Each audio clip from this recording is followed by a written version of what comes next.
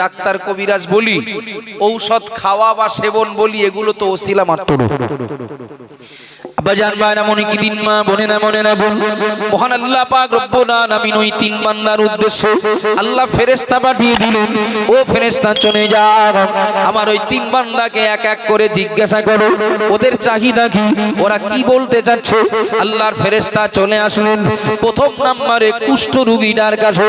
ওগো আল্লাহর বান্দা, বলো তোমার দাবি কি, তোমার চাওয়া পাওয়ার কি। দেবেন তো আল্লাহ, কিন্তু আল্লাহ ফেরেশতাকে মাঝখানে মাধ্যম বানালেন। আল্লাহর ফেরেশতা কুষ্ঠ রোগীটার কাছে এসে বললেন, বলো তোমার কি চাওয়া পাওয়ার আছে। কুষ্ঠ রোগীটা বলল, আমার চাওয়া পাওয়ার কিছুই নাই, আমি যদি সুস্থ হই এটাই আমার কাছে বিরাট বড় পাওনা। ও বাবা জিনা মায়েরা মনে রাখুন, আল্লাহর ফেরেশতা কুষ্ঠ রোগীটার গায়ে হাত বুলিয়ে দিলেন, আল্লাহর কাছে দোয়া করলেন। মহান আল্লাহ পাক এক মুহূর্তের ভিতরে কুষ্ঠ রোগীকে আল্লাহ সুস্থ বানিয়ে দিলেন। একটু জোরে বলুন, আর একটু মহব্বতে বলবেন না সুবহানাল্লাহ। কুষ্ঠ রোগীকে সুস্থ বানালেন আল্লাহ। আল্লাহর ফেরেশতা এবার জিজ্ঞাসা করলেন, ও আল্লাহর বান্দা, শুধু রোগ থেকে বাঁচলে হবে না, দুনিয়াতে বাঁচতে গেলে সম্পদ লাগবে।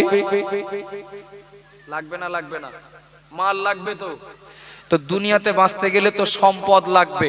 তুমি বলো তোমার জন্য কোন সম্পদ বেশি পছন্দের, বেশি প্রিয়। লোকটা মনে মনে ভাবছিল, আগে বলছিলাম যে রোগ থেকে বাঁচলে আমার আর কিচ্ছু লাগবে না, আর আমার যখন সম্পদের অফার দেওয়া হচ্ছে তা আমি আর ছাড়বো কেন। তো লোকটা বলেই ফেললো যে আমার কাছে উট বিরাট প্রিয় সম্পদ, উট উট। ফেরেশতা একটা উটনি দিয়ে বললেন, আল্লাহ উটনিতে বরকত দেবেন। কে বরকত দেবেন? আল্লাহ বরকত দেবেন। যথারীতি ওই একটা উটনিতে লোকটা অনেক উটের মালিক হয়ে গেল। সুবহানাল্লাহ বলবেন না? করেছেন কে? আল্লাহ। রোগ থেকে মুক্তি আল্লাহ পাইয়ে দিলেন, আর নিঃস্ব অবস্থার পরিবর্তন ঘটিয়ে আল্লাহ অনেক উটের মালিক বানিয়ে দিলেন। এই যে অনেক সম্পদের মালিক হয়ে গেল আর রোগ থেকে মুক্তি পেয়ে গেল, আর বলো কান্নাকাটি করে না, কাজ মিটে গেছে তো, দরকার মিটে গেছে তো। আব্বাজান ভাইরা মনে কি দিন মা বনে না মনে রাখুন, আল্লাহর ফেরেশতা দ্বিতীয় বান্দার কাছে হাজির হলেন। দ্বিতীয় বান্দার মাথায় চুল নাই, টাক পড়া রোগী। ওগো আল্লাহর বান্দা, তুমি বলো তোমার কি দাবি দেওয়া, তোমার কি প্রয়োজন, তোমার মনের ভিতরে কি ক্ষুধা রয়েছে বলো। দ্বিতীয় বান্দা টাক পড়া রোগীটা বলে, আল্লাহর ফেরেশতা, আমার কিছুই চাওয়ার নাই, আমার কোনো প্রয়োজন নাই, আমার একটাই চাওয়ার, এটাই হলে আমি অত্যন্ত খুশি হয়ে যাব। আমার মাথার চুলগুলো যদি ফিরে পাই তাহলে বলবো আমি জিতে গেছি, তাহলে আমি খুশি হয়ে যাব, আমার প্রয়োজন মিটে যাবে। মহান আল্লাহর ফেরেশতা টাক পড়া রোগীটার মাথায় হাত বুলিয়ে দিয়ে আল্লাহর কাছে দোয়া করলেন, আল্লাহ পাক এই মানুষটার মাথার চুল ফিরিয়ে দেন। মহান আল্লাহ পাক রব্বুল আলামিন মুহূর্তের ভিতরে ওই অসুস্থ তথা টাক পড়া মানুষটার মাথায় চুল তুলে দিলেন। একটু জোরে বলুন সুবহানাল্লাহ। আল্লাহর ফেরেশতা বললেন, ও আল্লাহর বান্দা, মাথায় চুল উঠলেই হবে না, দুনিয়ায় বাঁচতে গেলে মাল লাগবে, সম্পদ লাগবে। ও আল্লাহর বান্দা বলো কোন সম্পদ তোমার কাছে প্রিয়। তৃতীয় বান্দা তার মাথার চুলগুলো ফিরে পাওয়ার পরে বলল, আমার কাছে গরু বিরাট প্রিয় সম্পদ। আল্লাহর ফেরেশতা একটা গাভী দিয়ে বললেন, এই গাভীতে আল্লাহ বরকত দেবেন। যথারীতি দ্বিতীয় বান্দা তার টাক পড়া রোগ থেকে মুক্তি পেয়ে মাথার চুলগুলো ফিরে পেয়ে নিঃস্ব অবস্থার পরিবর্তন ঘটে অনেক গরুর মালিক হয়ে গেল। গল্প না বলো, কাল্পনিক স্বপ্ন না বলো, এটা বনী ইসরাইল জামানার ঘটনা। ও বাবাজিরা ভাইরা মনে রাখুন, আল্লাহর ফেরেশতা এবার অন্ধ মানুষটার কাছে চলে গেলেন। আল্লাহর বান্দা, বলো তোমার দাবি দেওয়া কি, বলো তোমার কি চাওয়ার আছে, কি পাওয়ার আশা আছে। অন্ধ মানুষটা এবার বলল, আমার কিছু চাওয়ার নেই, আমার কোনো প্রয়োজন নেই, কেবলমাত্র আমার দৃষ্টি শক্তিটা যদি ফিরে পাই এটাই আমার কাছে বিরাট বড় পাওনা। ও বাবাজিরা ভাইরা মনে রাখুন, যে মানুষটা অসুস্থ ওই মানুষটা জানেন সুস্থ দেহের মূল্য কত, যে মানুষটার চোখ নাই অন্ধ ওই মানুষটা জানেন দুটো চোখের মূল্য কত। ঠিক বলছি না ভুল বলছি?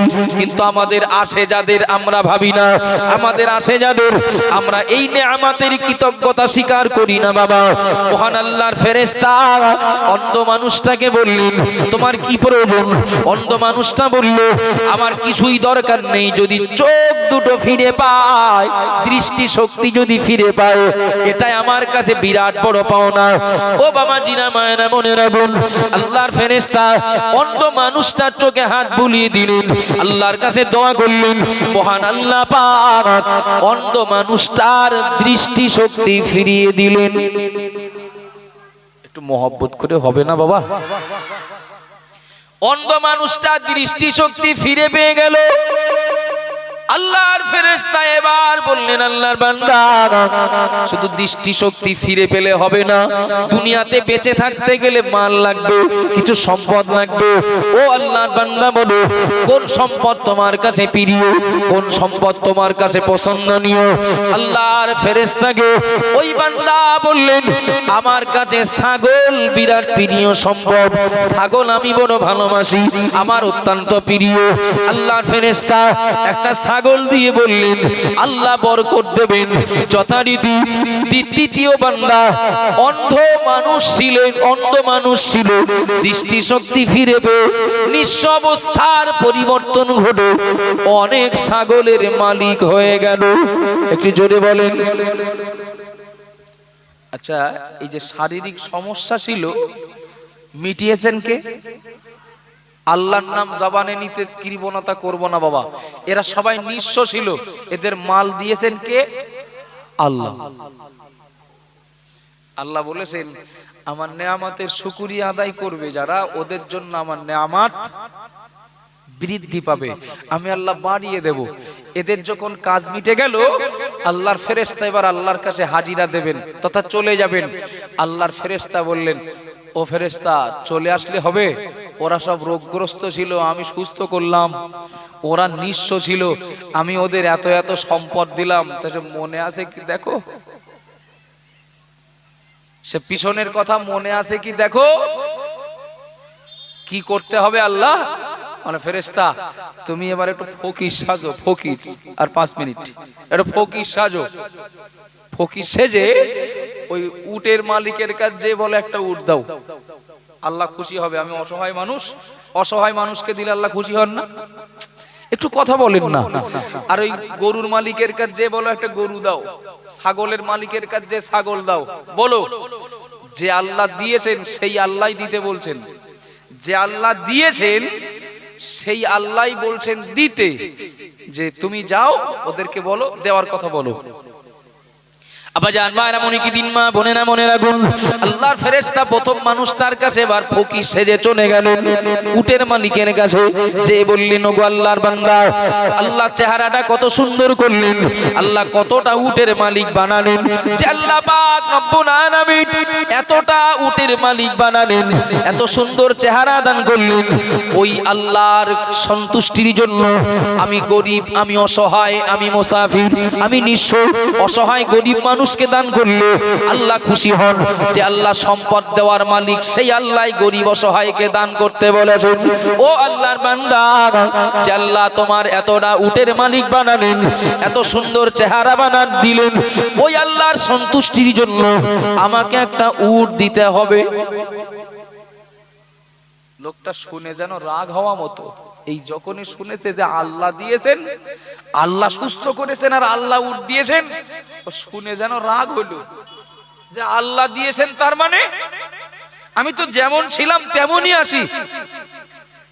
আরে উটের মালিক তো আমি বংশ পরম্পরায়, আল্লাহ দিয়েছেন মানে আর চাইলেই দিয়ে দেব? মানে আল্লাহ গরিব মানুষকে দিলে খুশি হন, আল্লাহ দেওয়ার মালিক। আবার ওই আল্লাহ ধনীদেরকে বলেছেন গরিবদের দাও। মানে আল্লাহ দিয়েছেন আমি মানি না, আমি যেমন ছিলাম তেমন আছি। আর উটের মালিক পূর্বপুরুষেরা ছিল, আমিও তাদের উত্তরসূরি হিসাবে আমিও এ সম্পদের মালিক হয়েছি। এক কথায় অস্বীকার করলো, দেবে না। আল্লাহর ফেরেশতা বললেন আল্লাহ সুস্থ করেছেন, আল্লাহ সুস্থ করেছেন, আল্লাহ উট দিয়েছেন, কথাটা সত্য।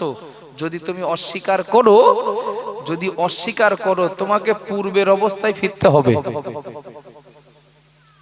আমার কথা শুনছেন বাবা? তোমাকে পূর্বের অবস্থায় ফিরতে হবে। তুমি বলছো যেমন ছিলাম তেমন আসি, তো তোমার কথা ঠিক হলে থাকবে, যেমন আসো থাকবে। আর যদি তোমার কথা ঠিক না হয়, তুমি যদি মিথ্যা কথা বলো, তাহলে তোমাকে পূর্বের অবস্থায় ফিরতে হবে। কথাটা শেষ মুহূর্তের ভিতরে লোকটা আবার কুষ্ঠরোগী হয়ে গেল। আর সেই উট, সে উটের পাল তো দূরের কথা, উটের একটা বাচ্চা পর্যন্ত সীমানায় নেই। এ কুদরতি খেলা কার? একটু কথা বলেন কার? অস্বীকার করার জন্য আল্লাহর সন্তুষ্টি, গরিব মানুষকে দান করো আল্লাহর নির্দেশ, আল্লাহ খুশি হন। তো আল্লাহর নেয়ামত পেয়ে অস্বীকার করার জন্য, এর কৃতজ্ঞতা স্বীকার না করার জন্য আল্লাহ তাকে পূর্বের অবস্থায় ফিরিয়ে দিলেন। ফেরেশতা এবার দ্বিতীয় বান্দা গরুর মালিকের কাছে হাজির। দিন গরুর মালিকের কাছে গিয়ে বললেন, ও আল্লাহর বান্দা, যে আল্লাহ কত সুন্দর চেহারা দান করলেন, কতটা গরুর মালিক বানালেন, যে আল্লাহ এত এত দিলেন, এত সুন্দর চেহারা দিলেন, ওই আল্লাহর সন্তুষ্টির জন্য আমি গরিব, আমি অসহায়, বিদেশে আমার বাড়ি, আমি নিঃস্ব, আমাকে একটা গরু দিতে হবে, আমার একটা গরু দান করতে হবে। ও বাবাজিরা, ভাইরা, মনে রাখুন, গরুর মালিকের বক্তব্য উটের মালিকের মতো। আল্লাহ আবার কখন শরীর সুন্দর করলেন, আল্লাহ আবার কখন গরু দিলেন। আমি তো সুন্দর ছিলাম, সুন্দর আছি, আমি তো গরুর মালিক ছিলাম, গরুর মালিক আছি, আমার বংশধর যারা তারা এ গরুর মালিক হবে। আমি পেয়েছি আমাদের পূর্বপুরুষদের কাছ থেকে, আবার আমার কাছ থেকে আমার উত্তরসূরিরা পাবে।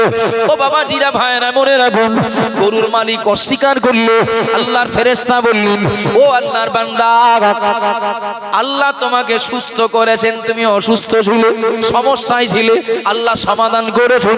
তুমি নিঃস্ব ছিলে, আল্লাহ তোমাকে এতটা গরুর মালিক বানিয়েছেন। ও আল্লাহর বান্দা, এটাই সত্য। যদি তুমি অস্বীকার করো, তুমি যদি মিথ্যা কথা বলো, আল্লাহর নেয়ামত পেয়ে যদি ভুলে যাও, যদি কৃতজ্ঞতা স্বীকার না করো, তাহলে তোমাকে পূর্বের জায়গায় ফিরতে হবে। আর তুমি যেটা বলছো তোমারটা যদি ঠিক হয়, তাহলে যেমন আসো তেমন থাকবে। আমার কথা বোঝা যাচ্ছে কি? তুমি ঠিক বললে থাকবে, আর যদি তুমি মিথ্যা কথা বলো, তোমাকে পূর্বের অবস্থায় ফিরতে হবে। মুখের কথা শেষ, সেই টাক পড়া আবার হলো। আর সে গরু, গরুর পাল তো দূরের কথা, একটা গরুর বাছুর পর্যন্ত তা সীমানায় নেই। এ কুদরতি খেলা কার? এ কুদরতি খেলা আল্লাহর। এই দুজনের সংবাদ তৃতীয় ব্যক্তির কাছে কিন্তু পৌঁছায়নি। আল্লাহর ফেরেশতা চলে গেলেন অন্ধ মানুষটার কাছে। অন্ধ মানুষটার কাছে গিয়ে বললেন, আল্লাহর বান্দা, আল্লাহ কত সুন্দর চেহারা তোমায় দিলেন, আল্লাহ কতটা ছাগলের মালিক বানালেন। সুন্দর চেহারা দেওয়ার মালিক আল্লাহ, সুস্থ বানানোর মালিক আল্লাহ, সম্পদ দেওয়ার মালিক আল্লাহ।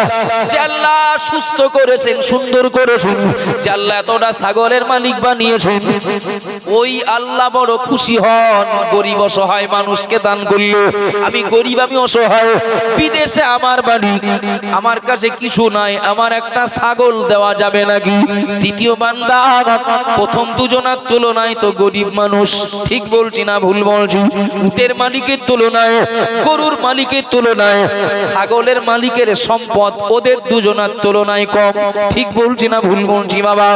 ও বাবা জিরা, মায়না, মনে রাখুন, আল্লাহর ফেরেশতা বললেন যে আল্লাহ তোমার চেহারাটা এত ভালো করলেন, যে আল্লাহ তোমার এতটা ছাগলের মালিক বানালেন। আমি গরিব, আমি অসহায়, আমাকে একটা ছাগল দিলে মহান আল্লাহ বড় খুশি হয়ে যাবেন। আমার একটা ছাগল দেওয়া যাবে নাকি? ও বাবা জিনা, ভাইরা, মনে রাখুন, প্রথম দুজনের বক্তব্য ছিল এক, আর ছাগলের মালিকের বক্তব্য আর এক। ছাগলের মালিকের বক্তব্য হলো, আমি এক সময় অন্ধ ছিলাম, তথা পিছনের কথা মনে পড়েছে তার, আমি অন্ধ ছিলাম, যে মহান আল্লাহ পাক রব্বুল আলামিন আমার দৃষ্টি শক্তি ফিরিয়ে দিয়েছেন, আমি এক সময় নিঃস্ব ছিলাম, আমার কিছুই ছিল না, যে আল্লাহ পাক রব্বুল আলামিন আমাকে এতটা ছাগলের মালিক বানিয়েছেন। আমি অন্ধ ছিলাম, যে আল্লাহ চোখ দিলেন। আমি নিঃস্ব ছিলাম, যে আল্লাহ আমাকে এতটা ছাগলের মালিক বানালেন। ওই আল্লাহর সন্তুষ্টি অর্জনের রাস্তায় আমি আর হাতে করে কি দেব? আপনার যা লাগে নিয়ে যান। সুবহানাল্লাহ বলবেন না? একটু মহব্বত করে বলবেন না? আল্লাহ দিয়েছেন, আর যে রাস্তায় দিলে আল্লাহ সন্তুষ্ট হবেন সে রাস্তায় আমি কি দেব? আপনার যা লাগে নিয়ে যান। আচ্ছা, প্রথম দুজন বুদ্ধিমান আর 3 নাম্বার লোকটা পাগল। একটু কথা বলেন না বাবা। প্রথম দুজন বুদ্ধিমান আর 3 নাম্বার লোকটা ছাগলের মালিক কি পাগল? বলে যা লাগে নিয়ে যান। আল্লাহর ফেরেশতা আল্লাহর কাছে দোয়া করছেন, আল্লাহ আপনার এই বান্দা আপনার নিয়ামতের কথা মনে রেখেছে, ভুলে যায়নি। আল্লাহ আপনি সুস্থ করেছেন, সেই অসুস্থতার পিরিয়ডটাকে মনে করেছে, এবং আপনি সুস্থ করেছেন তার শুকরিয়া আদায় করেছে। নিঃস্ব ছিল, আপনি তাকে অনেক সম্পদ দিয়েছেন। আল্লাহ আপনার বান্দা ভুলে যায়নি, আপনার বান্দা সেটা মনে রেখেছে, শুকরিয়া আদায় করেছে, এবং আপনার সন্তুষ্টির রাস্তায় দিতে ও রাজি হয়েছে। আল্লাহ আপনার এই বান্দার জন্য দোয়া করছি, এর শরীর আরো ভালো রাখুন, এর এই ছাগলে এই সম্পদে আরো উন্নতি দেন। বলুন আমিন। বলেন সুবহানাল্লাহ। একটু মহব্বতে বলেন না সুবহানাল্লাহ। আব্বা জান ভাইরা, মনে কি দিনে কালে যত মানুষ রয়েছেন, আমার মুরব্বি বাবাজি, জওয়ান যুবক ভাই মা বোন যারা রয়েছেন মজলিসে কিংবা মাইকের আওয়াজে, আপনাদের কাছে একটু জিজ্ঞাসা করছি, একটু দয়া করে বলবেন নাকি গরুর মালিক আর উটের মালিক ওরা ঠিক কাজ করেছে না মারাত্মক অন্যায় করেছে? বাহ, বুঝতে পেরেছো না? গরুর মালিক আর উটের মালিক এরা ন্যায় করেছে না অন্যায় করেছে? অন্যায় করেছে, এরা ভুল করেছে। ছাগলের মালিক ঠিক করেছে না ভুল করেছে?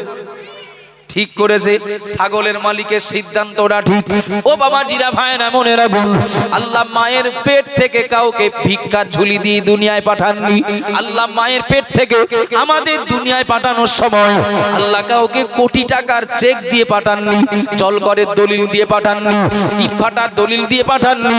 মহান আল্লাহ সবাইকে এক অবস্থায় একই নিয়মে আল্লাহ দুনিয়ায় পাঠিয়েছেন। কথা ঠিক বলছি না ভুল বলছি? এই দুনিয়াতে আল্লাহ কাউকে গরিব বানিয়েছেন, আল্লাহ কাউকে ধনী বানিয়েছেন, আল্লাহ কাউকে গরিব বানিয়ে পরীক্ষা দিয়েছেন, আবার কাউকে ধনী বানিয়ে ওই গরিবকে দেওয়ার কথা বলেছেন। ও বাবাজিরা ভাইরা, মনে রাখুন, আমি আপনাদেরকে বলবো, যদি মনে হয় ছাগলের মালিকের সিদ্ধান্ত সঠিক, ছাগলের মালিক ঠিক করেছে, আল্লাহ দিয়েছেন এ কথাটা মনে রেখে আল্লাহর রাস্তায় দিতে স্বীকার করার জন্য ছাগলের মালিক ঠিক করেছে। এখানে আপনারা যারা বসে আছেন, আপনারা ঠিক করা মানুষের দলে যাবেন না ভুল করা মানুষের দলে যাবেন? আমার কথা বুঝতে অসুবিধা হচ্ছে নাকি? আপনারা কি ঠিক করা মানুষের দলে যাবেন না যে ভুল করেছে তার দলে যাবেন?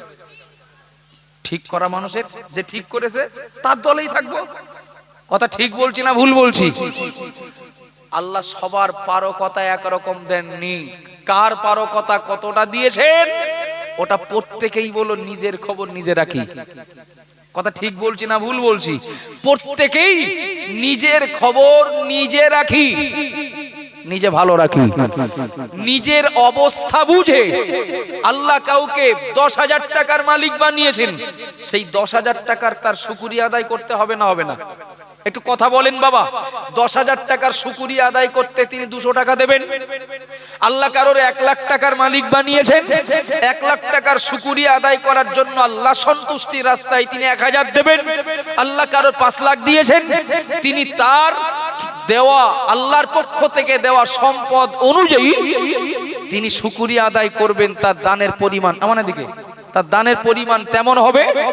কিছু মনে নেন না, কারোর জন্য জোর জুলুম না, পেশান না। আমি মাইকে মুখ লাগিয়েই আগে সালাম পড়ে নিয়েছি, মানে দোয়া সবেরে সানির প্রস্তুতি। আপনাদের সকলের জন্য তাবারক রেডি, তাবারক রেডি। আমি আপনাদের কাছে কয়েক মিনিটের জন্য, আমার আগে মুফতি সাহেব নগদ আপনাদের কাছে চেয়েছিলেন, আপনারা পেরেছেন, যেমন পেরেছেন দিয়েছেন, তবে প্রয়োজনের তুলনায় এখনো কি বলবো নগদ দানের পরিমাণটা কম, এখনো দিতে বাকি আছে। এতগুলো মানুষ আছেন, কারোর জন্য জুলুম না, কাউকে ভুল বুঝিয়ে না। আল্লাহ আপনাকে যেমন সম্পদ দিয়েছেন তার শুকরিয়া আদায় করার জন্য আপনাকে দ্বীনের স্বার্থে শুকরিয়া আদায় করতে, আল্লাহর দ্বীন রক্ষার স্বার্থে কয়েক মিনিট একটু ভাবুন যে কার সম্পদ কেমন, তার উপরে তাকে কেমন দিলে সম্পদের শুকরিয়া আদায় করা হবে। 500 দেবেন, কেউ 1000 দেবেন, কেউ 2000 দেবেন, কেউ 3000 দেবেন, কেউ 2 টাকা দেবেন। আপন জায়গায় আল্লাহর একজন বান্দাকে আমি শুরুতে এই বৃহৎ কাজের জন্য, এই মাদ্রাসার জন্য আমি কি আশা করতে পারি বাবা আল্লাহর একজন বান্দা 5000 টাকা দেবেন আব্বা মায়ের সাবরেসানির জন্য, কিংবা বাপ মা বেঁচে আছেন, বাপ মায়ের সুস্থতার জীবন কামনা করে, মৃত মানুষদের মাগফিরাত কিংবা জীবিত মানুষদের কল্যাণ কামনা করে আল্লাহর একজন বান্দা 5000 টাকা দেবেন। এতগুলো মানুষের ভিতরে আমি কি আশা করতে পারি যদি আমরা একটু পরিমাণ বেশি কেউ না কেউ যদি না দেই তাহলে এ প্রতিষ্ঠান ধরে রাখা তো কষ্টকর হবে। মুফতি সাহেব হুজুর বলেছেন আমারও দায়িত্বে একটা মাদ্রাসা নয়, এখন বর্তমান দুটো, পূর্ব মেদিনীপুর জেলার নন্দীগ্রাম মাদ্রাসাটাও এখন আমার দায়িত্বে। 1 টাকা দিলেও দেবেন, আল্লাহ যার যেমন পারো কথা দিয়েছেন, কেউ ফিরে যাবেন না, এখন উঠবেন না একান্ত প্রয়োজন ছাড়া। এখানেই জামাত হবে, এখানেই নামাজ হবে, এখানেই আপনাদের মেহমানদারি ব্যবস্থা হবে। আর কি নাম মোনা, ঝটপট বলো কি নাম? মাসুদ, মাসুম, ছোট বাচ্চা নিষ্পাপ, তার হাত দিয়ে 100 টাকা আলহামদুলিল্লাহ। নগদ যদি কারো কিছু দিতে বাকি থাকে দেবেন বাবা। আল্লাহর একজন বান্দা 5000 টাকা দেবেন, ব্যক্তিগত কারোর জন্য না, মাদ্রাসার জন্য। মাদ্রাসায় কত গরিব এতিম অসহায় বাচ্চারা আছে, আপনার এই দানে একদিকে যেমন কৃতজ্ঞতা স্বীকার করা হবে, অপরদিকে দ্বীনের সাহায্য করা হবে। একবারে না হোক দুবারে দেন, এখন না হোক পরে দেন, আপনার পারো কথা অনুযায়ী। আল্লাহর একজন বান্দা 5000 টাকা দেবেন, আমি আশা করতেই পারি। আমি এর আগেও এই মাঠে জলসা করেছি, মাদ্রাসার ভিতরেও কোনো ছোটখাটো মনে হচ্ছে নবী দিবস হোক কিংবা এই জাতীয় মজলিসে আপনাদের কাছে চেয়েছি শ্রীনগর বা এই এলাকার মানুষ যারা আপনারা দানে পিছিয়ে নেই, আল্লাহর একজন বান্দা 5000 টাকা দেবেন। একটু নিয়াত করতে থাকুন, সময় নষ্ট না করে। আমি এগিয়ে যাব পরে, তবে কেউ দেবেন, এটা আমার বিরাট আশা। আল্লাহ যেন কবুল করেন, বলুন আমিন। একটু বলেন না আমিন। আল্লাহর একজন বান্দা 5000 টাকা দেবেন, আমার দাবি থাকলো এবং দেবেন আমার বিশ্বাস রেখে। আমি দ্বিতীয় নম্বরে বলবো আল্লাহর একজন বান্দা একটু শুরু করবেন, 2000 টাকা দেবেন। 2000 টাকার দাতা একজন 1 নম্বরে শুরু করেন। 5000 দিতে হবে, কিন্তু সময় নষ্ট না করে, সময় নষ্ট না করে, সময় নষ্ট না করে 2000 টাকা আল্লাহর একজন বান্দা শুরু করেন। 2000 টাকা একজন দিলে হবে না, 2000 টাকা একজন শুরুটা করেন। কেউ 1000 টাকা দেবেন, কেউ 500 টাকা দেবেন। মুরব্বী বাবাজি বললেন মাদ্রাসার কাজ চলছে, নিজের বাসগৃহ নির্মাণ করতে অনেক ইট বালি সিমেন্ট রড আমরা কাজে লাগিয়েছি।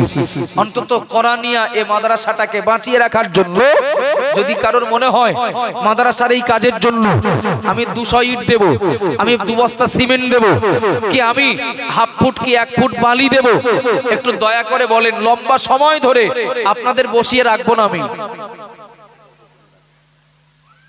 তাকবীর দেন, নারায়ে তাকবীর। একটু জোরে বলেন নারায়ে তাকবীর। তাকবীরের আওয়াজ কম হলে আমি ধরে নেব যে আপনাদের এলাকার লোক রোজা থাকে না। রোজা থাকলে ইফতারের টাইম বলে এখনো 4 ঘন্টা পর, 4-5 ঘন্টা পর। তো হয়ে গেছে তো প্রায়। এই পরিবেশ তো সব দিন হবে না বাবা, সব দিন তো আমাদের এই মজলিসে বসতে হবে না, কষ্ট করতে হবে না। একটু জোর আওয়াজে বলেন না নারায়ে তাকবীর। আল্লাহ দানকে কবুল করুন। চেয়েছি আমি 5,000 টাকা। আল্লাহ একজন বান্দার নাম না বলে গোপনে বলছেন 5,500 টাকা দেবেন। ও বাবা জিনা মায়েরা, অন্তর থেকে দোয়া করুন সবাই। আল্লাহ এ বান্দার দানকে কবুল করুন, তার মনের নেক আশা উদ্দেশ্যকে আল্লাহ সফল করুন, হালাল উপার্জনে বরকত দিন। কোন সমস্যা থাকলে আল্লাহ সমাধান করেন। ও রব্বুল আলামিন, আল্লাহ পাক আপনার গোপন দাতা এ বান্দার দান যেমন গোপন রেখেছেন, আল্লাহ তার গোনাগুলোকে গোপন রেখে দিই। এ দানের উসিলায় আল্লাহ তাকে এবং তার মুর্দাদির জন্য জান্নাতের ফয়সালা করে দেবেন। একটু বলুন আমিন, একটু মহব্বতে বলুন আমিন। 2000 কে দেবেন শুরু করেন না, চলতে থাকুক। আমি চাইলাম 5,000, দিলেন 5,500, কিন্তু 5,000 টাকা তো দেননি। মোনাজাত গাইন আল্লাহর এক বান্দা 2000 টাকা এক নম্বরে দেবেন। তাকবীর দান, নারায়ে তাকবীর, আলহামদুলিল্লাহ। এই সময়টা আমরা জানি আমরা সবাই ক্ষুধার্ত মানুষ। বাবু কত প্রয়োজনে আমাদের কখনো 3টের সময় ভাত খেতে হয়, কখনো 4টের সময় খেতে হয়। আপনাদের না আমাদেরও দিনের স্বার্থে একটু বলেন বাবা। মোনাজাত গাইন 1 নম্বরে 2000 বলেছেন, 2 নম্বরে 2000 টাকা কে দেবেন? একটু তাড়াতাড়ি নিয়াত করুন। তাড়াতাড়ি কত টাকা রোজগার করি আর কত টাকা ব্যয় করি আল্লাহ দিয়েছেন, এই বিশ্বাসটা মাথায় রেখে আল্লাহ বলেছেন আমার সন্তুষ্টির রাস্তায় দিলে আল্লাহ তার নেয়ামত বাড়িয়ে দেবেন, তার সম্পদ আল্লাহ বাড়িয়ে দেবেন। 2 নম্বরে 2000 কে দেবেন? আমি চাইলাম 5,000, গোপন দাতা তো দিলেন 5,500। 5,000 টাকা দেওয়ার দাতা আল্লাহর কোন বান্দা যদি থাকে, যদি 5.5 দিলেন, এটা তো আরো বেশি খুশির খবর। কিন্তু 5,000 টাকা দেওয়ার মতো কোন দাতা এই মজলিসে যদি থাকেন, আমার দাবি থাকলো কে দেবেন ভাবতে থাকুন। আল্লাহ ক্ষমতা দিলে দেবেন, আল্লাহ ক্ষমতা না দিলে দেবেন না। পরিষ্কার কথা, এখানে আমার বা আমাদের হাত জিতের কিচ্ছু নেই। দিলেও বাহাবা পাওয়ার কিচ্ছু নেই, না দিলেও মান সম্মান যাওয়ার কিচ্ছু নেই। 2 নম্বরে 2000 টাকা কে দেবেন?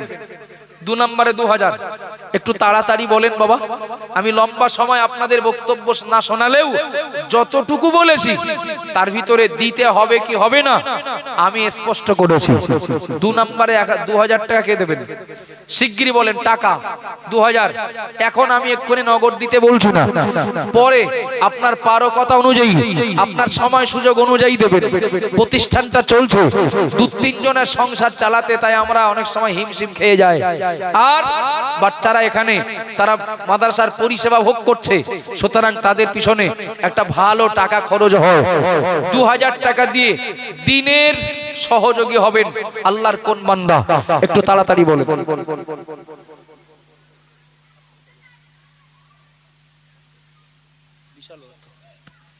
আলহামদুলিল্লাহ, এখন বর্তমানে 50 জন বাচ্চা, 50টা বাচ্চা,